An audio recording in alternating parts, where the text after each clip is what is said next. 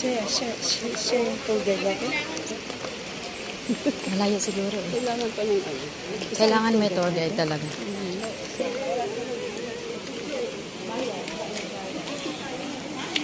Dito po muna tayo. May pariya kayo na ano? Tag 500? Wala.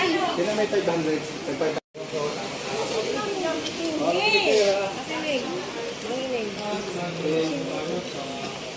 Magandang umaga po sa inyo lahat. Kami po yung mga kasama yung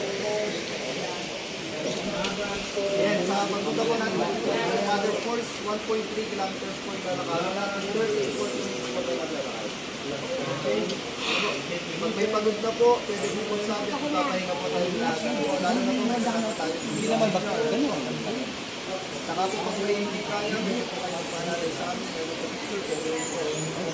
Basta sa paglalakad po natin, hindi po tayo makamadali. Mahalaga po ma-enjoy din po natin ang Mother Falls. Natin ang Mother Falls.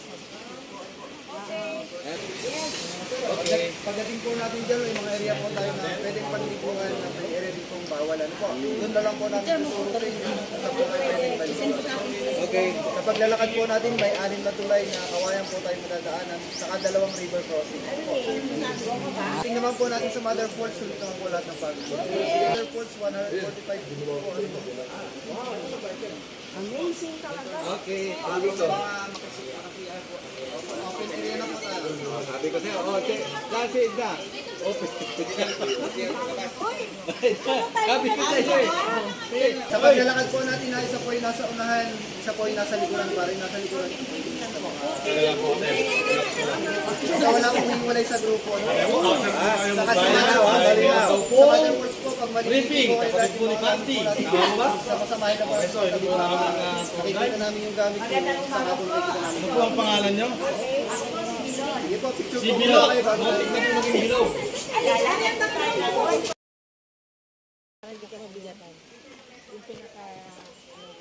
Water terraces.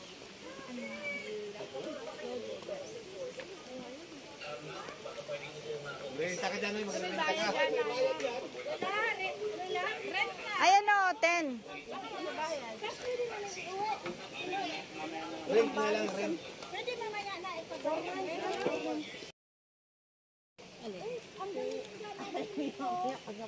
May photo booth oh. Okay, thank you.